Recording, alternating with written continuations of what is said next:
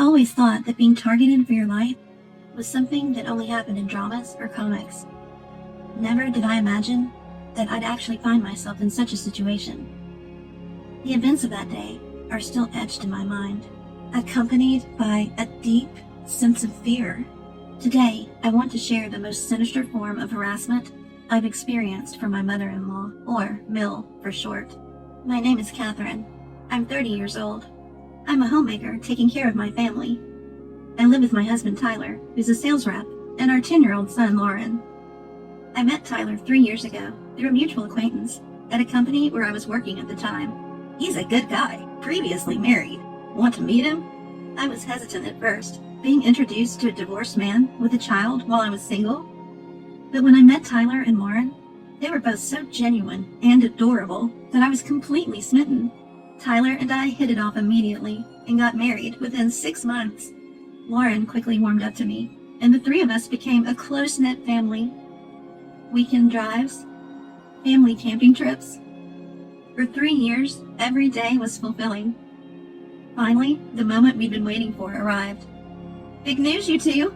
We're having a baby! Really? Thank you, Catherine. Is it a boy or a girl? It seemed like we're expecting a girl. I couldn't wait to hold my own child in my arms. Let's do our best together. I'm going to be a new mom again. I talked to my unborn child every day.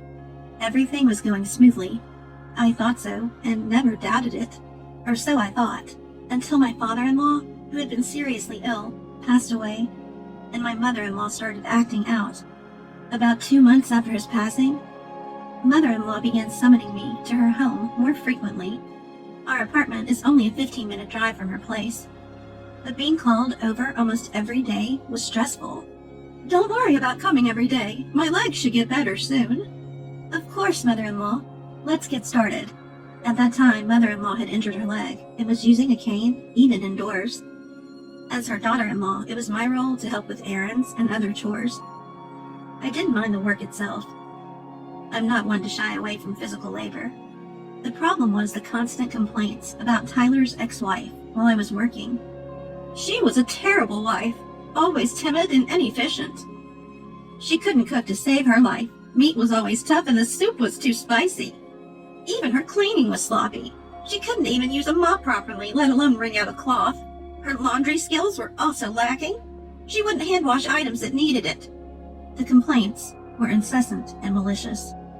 I had never explicitly asked why Tyler and his ex-wife divorced, but I wouldn't have been surprised if mother-in-law had something to do with it. My suspicions would soon become a reality. It was around the time I'd reached my 9th month of pregnancy, and my belly had grown quite large. I got a call from mother-in-law. Would you like to have dinner together? Could you prepare my portion too? At that time, it wasn't uncommon for the 4 of us to share meals. But that evening, I got an urgent message from Tyler. I'll be home late tonight. Go ahead and have dinner without me. Mother-in-law was clearly displeased that she wouldn't get to see her grandson. What's with this meat? It's so tough to chew. Did you buy the cheap stuff?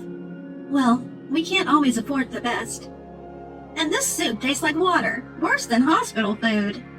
I tried to keep the salt low. The atmosphere at the dinner table was terrible, thanks to mother-in-law's constant complaints.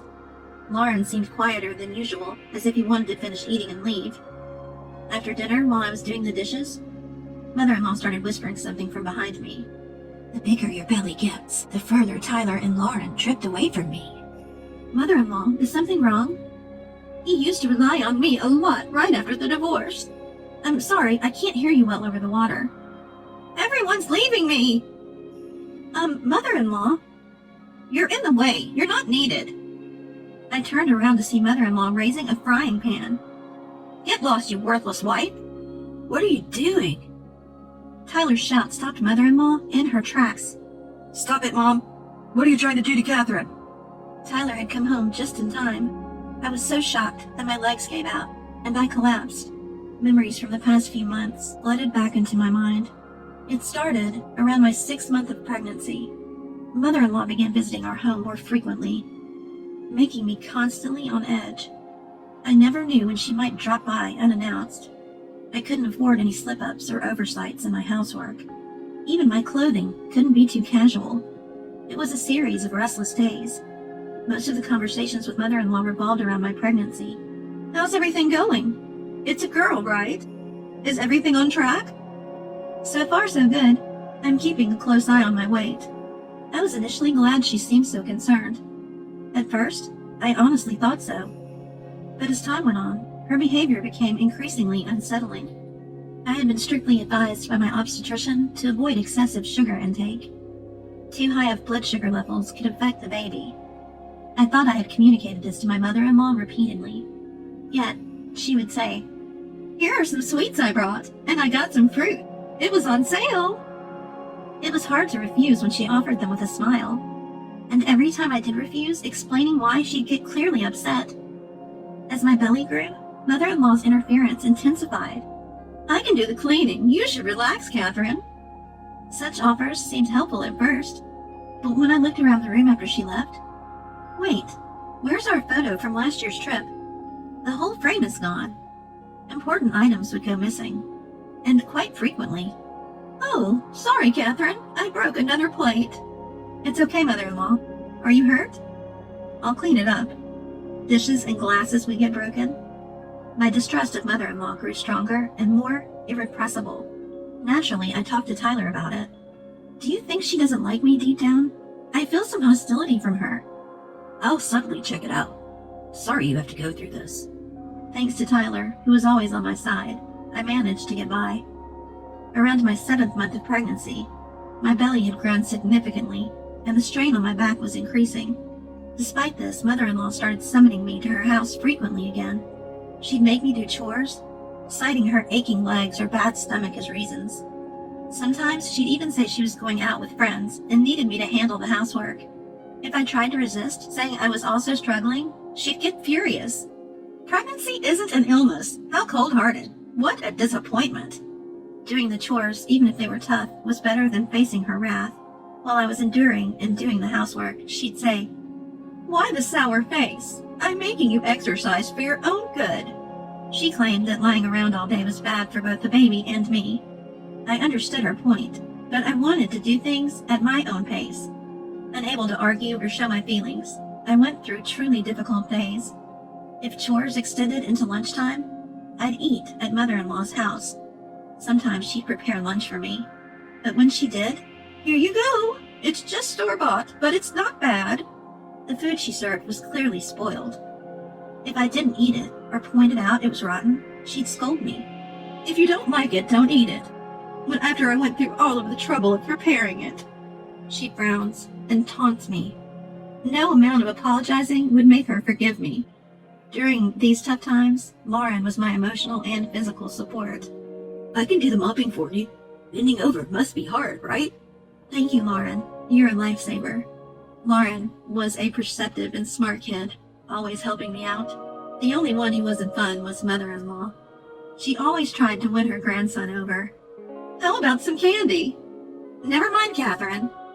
She tried to lure Lauren with juice or an interesting cartoon. But Lauren would say, "I'm good, don't worry about it." Then she'd say something cold. The colder she was to me, the more she was disliked by her grandson. Of course, Tyler was always on my side. Whenever he had a day off, he'd visit mother-in-law's house and scold her multiple times. "Stop making Catherine do all the work and feeding her spoiled food." "I've never done such a thing. Tyler, you're being deceived." "What would Catherine gain from deceiving me?" "You're really losing it, Mom." "Are you saying I have dementia or what?" And so the relationship between mother-in-law and us deteriorated day by day. Around my 8th month of pregnancy, when I was mentally and physically drained, a stranger approached me while I was shopping. "Excuse me, you're Tyler's wife, right?" "I'm actually his ex-wife." Unexpectedly, I was approached by Tyler's ex-wife. She said she had something to talk about, so we went to a nearby cafe. Just like mother-in-law had described, Sophia was a quiet and reserved person. But what she told me was unbelievable, completely opposite to her demeanor. "She tried to take my life." "What? She tried to kill you?" "By she, I mean mother-in-law, of course," Sophia said. She told me that she had faced various forms of harassment from mother-in-law while pregnant with Lauren. Being fed spoiled food, forced to do endless chores, and scolded if she resisted. It was a miracle that Lauren was born healthy in such a toxic environment. The harassment continued even after giving birth. I was treated like an intruder. Mother-in-law took Lauren away from Sophia and kept piling on the chores. Then one day, I felt a strong impact on my head and collapsed. A pot that was stored up high had fallen. That's what mother-in-law told the authorities. But I couldn't believe that was all there was to it. Sophia suspected mother-in-law had done something to her. Tyler couldn't change the situation. So Sophia, sensing danger, chose to divorce him. She left Lauren with Tyler due to her financial instability. Sophia repeatedly warned me to be cautious around mother-in-law. Please be careful. Take whatever precautions you can. Thank you for your concern. I'll do my best. When I told her how wonderfully Lauren had grown up, Sophia cried tears of joy. For her sake, too, I had to protect my family's well-being. I decided to take all necessary precautions. About a month later, that dreadful dinner happened. Tyler took the frying pan away from mother-in-law, who shook her head, saying, "I didn't do anything. I was just putting the pan away." That's when Lauren, hiding behind Tyler, glared at mother-in-law. "She's lying. I saw it. Grandma's lying." "I agree. It looked like you were trying to hit Catherine." "No, you're mistaken." "Shall we check then?" "Check? What do you mean?" I operated my phone and launched a special app. "What? This room is on camera?" I had cameras installed in the living room and kitchen. It was a precaution I took after Sophia's warning. When I played back the footage, there was mother-in-law trying to hit me with a frying pan. "Mom, explain yourself." Cornered, mother-in-law was now almost in tears. I was just jealous that you were taken away from me." Her reasoning was utterly selfish. She had hoped to live with Tyler again after his divorce, but was disappointed when he remarried so quickly. She felt robbed of the chance to have her son and grandson all to herself. Mother-in-law kept repeating these selfish claims. "How dare you come into our lives and steal everything?" Both Lauren and I felt disgusted by her words. Tyler's face turned red with anger. "How could you say that to my mom? Apologize. Apologize now." That day, after a heated argument, mother-in-law was kicked out of our house. Later, Tyler declared he would sever all ties with his mother. "I will never see Mom again, no matter what, and no financial support either." "Wait, please, I'm sorry. I've learned my lesson." It was no surprise that Tyler was furious. Part of his anger stemmed from the fact that I had told him everything Sophia had shared with me. Until then, Tyler had never thought his mother could harm Sophia. Realizing he had been wrong all along, he was visibly frustrated. "Don't ever show your face to us again, got it?" With that final word, mother-in-law left, tears in her eyes. A few weeks later, I gave birth to a baby girl without any stress. Life has been peaceful, and we're enjoying our time with the newborn. As for mother-in-law, she seems to be struggling financially since losing her son's support. She's working part-time, but is reportedly having a hard time dealing with harassment from a younger manager. I heard this directly from mother-in-law when she called to ask for financial help. "Life is so hard for me right now. I'm barely getting by." "I understand, but we have our own expenses with raising a child. Please, can't you help? Even $200 a month, or $100 if that's too much." "I'm sorry, I have to hang up now. Please don't call us again." Ignoring her pleas to wait, I ended the call and immediately blocked her number. After that, mother-in-law apparently took on more work. She's working mornings at a fast food restaurant and afternoons stocking shelves and working the cash register at a supermarket. I heard this from Sophia. When we met up recently, after a long time, I saw her at the supermarket by chance, and she looked so thin, like a different person, like a zombie. She didn't even notice Sophia standing right in front of her. If only mother-in-law had been kind, things wouldn't have come to this. It's a pitiful situation, but she brought it upon herself. I hope she reflects on her actions and finds a way to make it through life.